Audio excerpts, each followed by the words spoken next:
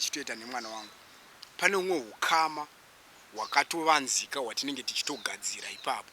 Yawana hangu teti vachiacta nanatanga hangu kufarira kuacta. Pasha ipapo, Pasha TV, Pasha TV. Hello viewers, welcome to your favorite program, Inonzi Artist of the Week. And this week we've got a special guest, Vanonzi Ose Boots. We traveled all the way from the CBD, Kuyaku Westley. Vanonzi Se Boots, ndinoti mumbo sangana nevatariri. Ndinokuziva, but most of the people, they don't know you. Ndati mumbo wapeka introduction kuti Se Boots zita ravo chaivo vanonzani, in short kuti makatanga sei, makazongofuma here macomedian kana kuti zvinhu zvakatobva muchiri kuchikoro kana kuti muchikura. Okay, makadi vakatarira pane dzino nguva.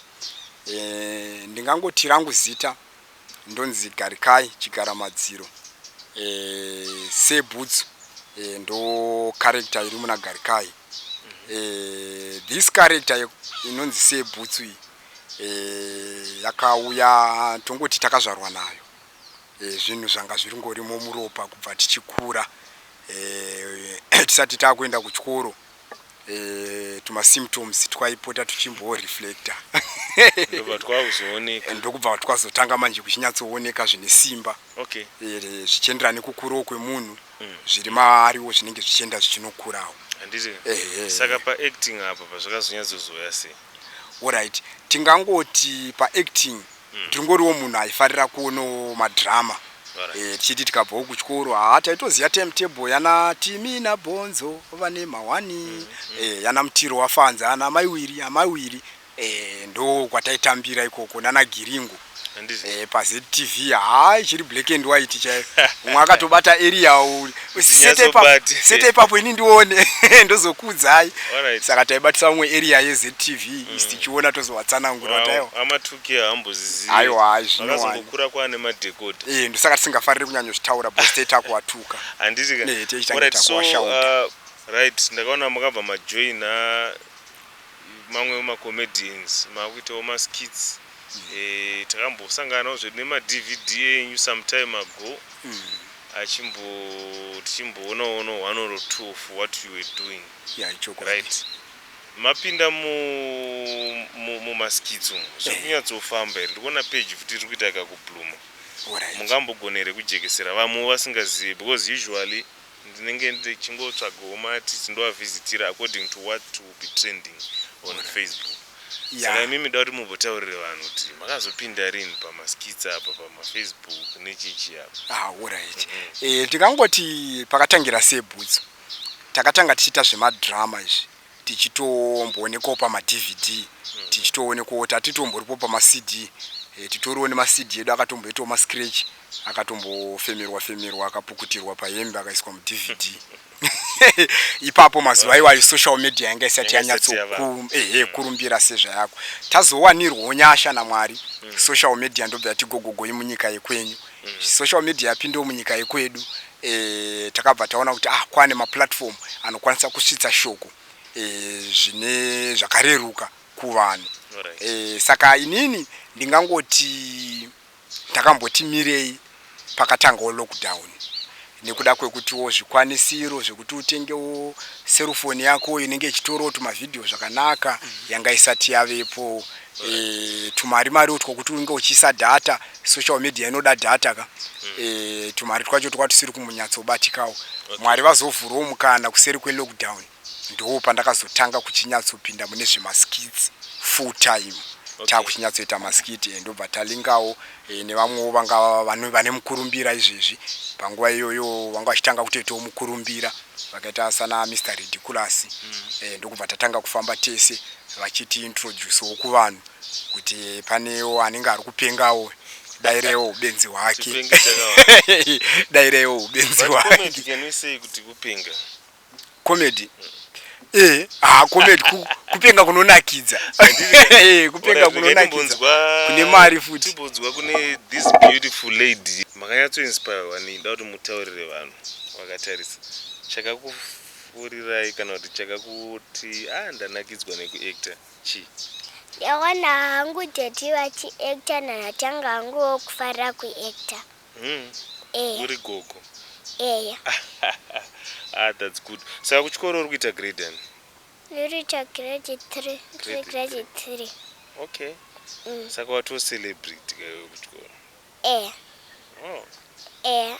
But unozvibalancisa sei kuti uda kumboita homework pamwe date vada kuacta unoita sei manje? Ndadaita homework. Eya. Ndazoita zvekuacta. Wapedza homework? Eya. That's good. Haisi kuti ngangoti madhira aya tiri 2 zvedu. Takatokwana. Muri 2 makadai? Yeah. Ko moms? Vasi avamu mashini. Vanenge vari kubasa. Yeah, vane zvavanonge vachiita. Vanofarirawo. But havana problem nazvo. Aiwa, dambudziko. Big fin. Yeah, dambudziko ndora vakashaya pazviri. Dambudziko ndora vakatoshaya pazviri. Handiti? All right. Saka door to door professor. Door to door professor. Ichiri kuitwa. Iye zvino takamboitimire. Makamboimira. Content kazhinji kacho kana tiri kucontent. Tinotsvaga zviri tinotsvaga kuti panguva iyoyo vanhu vari kudei. Saka but tichakondinya zvedu. All right. Tichakondinya zvedu. All right. So for this moment viewers chambokupai kachidimbu momboonawo maskits anoitwa naSeBhutsu for the benefit of because vamwe vanogona kungoti SeBhutsu ndevapiko handivazivi, SeBhutsu ndevapiko. Saka ndambokupai just a few seconds dzekuti munge muchimboona zvinoitwa naSeBhutsu. Kungoifarira zvako moti anotsogona kudira few wewe. Handisiri ndinodira, inodirwa nevashandi vepasafe station. Madzibaba anoprofita, madzibaba anoroma 1 on 1. Muri mwere madzimai mudzimbamu yauya mobile krawa yenyu ndinofamba nenonzi mobile krawa door to door. Varume vane vakadzi vane magirlfriend inoprofita vanochengetera vana mumasango.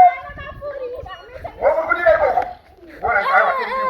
Wakapedza mupure nekuno kumadzibaba. Wondokwene koko kuti. Wangu murume wangu asati abva kubasa. Aiwa ndikuya madzibaba. Sike madzibaba. Muri kudida kuti koko. Aiwa thank you so much ndikuya. Gogo. Mwana wa Gilibert. Mamuka seko nasi gogo. Namuka. Handiti kana asi mukuradza kuti muri kufara apa ndava ndakuigira futi good news. News dzeCoca-Cola here. Aiwa dzisi dzeCoca-Cola gogo. Iwo unonditsausei. Aiwa kani gogo good news dzandaya nadzo dzichaunza Coca-Cola dhondowara handiti ka. Gogo masikati munenge muripo here da kuya kuzokuradzai mukadzi wangu ndakatora kaako kumba uko. Mukadzi wako ndakamuona iwe. Makamuona? Katete katsvuku. Ndoka ndakasarudza katete katsvuku kakasinganetse kusumudza. Iwe wakagona kusarudza iwe. Handitika. Wakasarudza mazuva atakura twainzi tumasirenda twainetsa tuvanhu tutu. Twatunedziyo dzacho twainzi sirenda football ezvemaponzo iwa. Gogo ndozvamakuita mukadzi wangu here negogo. Iwe usati amwe dongoti useke. Aiwa gogo mwamadaro mukadzi wangu here. Iwe. Okay, viewers, we are back once again. Ndofunga manakidzwa mwachiko kambabvu because ndozati kucomedy vanokwana vanopedza masports. So before we close the curtain down, right, SeBhutsu, ndoda kuti musiyire message kune vanhu vanosangana nemi muroad because vamwe vanhu paacting vanobva vatofunidza pamwe munhu ndozvaanogara achiita and stuff like that. Ndoda kuti muvasiyirewo mashoko amunawo ekurudziro kana ekusimbisawo vamo chero vanoda kuacta as mafamilies. Mashoko amunawo ndeekuti kudii? Chekutanga ndingangoti rega nditange nekutenda. Kutenda handikusiye. Okay. Kutenda muri Zimbabwe rutsigiro rwenyu rwamunotipa rwakatikoshera ende tinodada naro. Ndingangoti nini ungave munhu unoda kutanga kuita zvekomedi, ndione pane chakaipa. Kana uchingonzwa iwo kuti mauri zvirimo ende unozvikwanisa ende unozvigona, zvakanaka chose kuti uzviite zvinhu izvozvo, uzadzise chushuwiro neshungu dzako. Kana muchida kuactawo muri sefamily, ungave uri baba, ungave uri amai uda kuitawo nemwana wako, kana kuti baba udaita nemwana nemhuri yako, zvinhu zvakanaka. Comedy is not there pakungo entertaina vanhu mukoma. Is not there pakungo entertaina vanhu chete. Pane zvazvino builda, pane zvazvinotovaka kuburikidzani kuita kwamunenge muchiita. Okay. Zvakafanana neni pandinenge ndichitoita nemwana wangu. Pane umwe ukama wakatovanzika watinenge tichitogadzira ipapo unogona kutadza kuonekwa nemaziso enyama unogona kutadza kuonekwa nevanhu mautiparidzira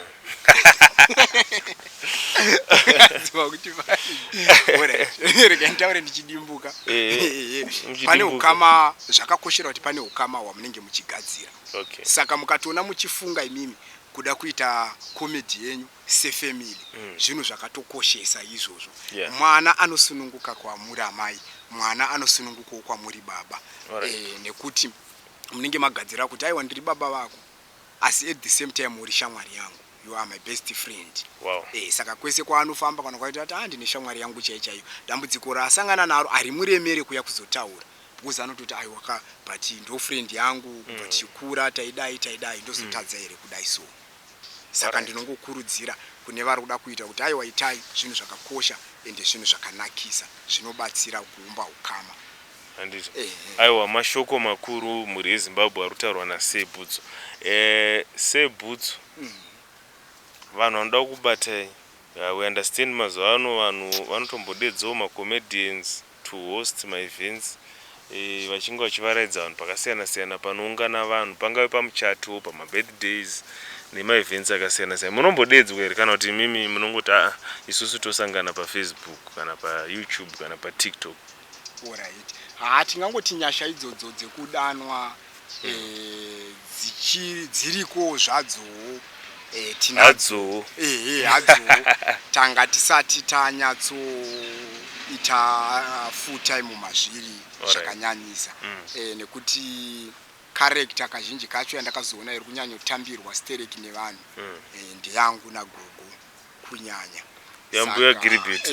Saka nekudaro semunhu wachiri kumhanyisana nezvidzidzo zvake zvekuchikoro terisiri kuda kuti tizonyanywa saka tinoita but not stereki zvakanyanyisa vanenge vachida kungotibata pa TikTok tiripo Sebutsu ZW, Facebook Sebutsu ZW, pa YouTube zvekare Sebutsu ZW. Vanhu vakauya kuma inbox pa TikTok ipapo pa Facebook ipapo tinokwanisa kutaura vanokwanisa kutibata zvekare.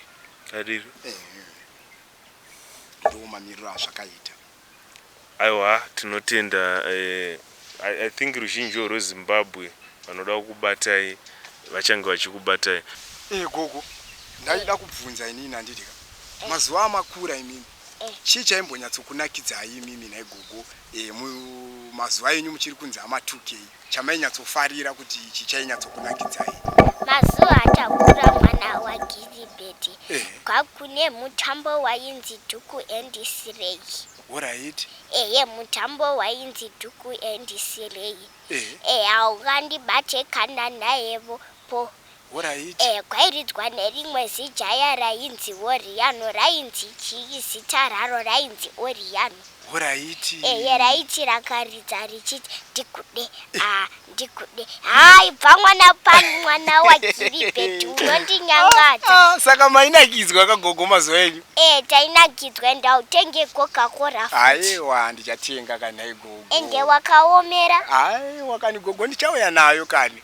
Inga mainakidzwa mazuva enyu muri ama2K? Tainakidzwa yedu. Alright. Basha TV.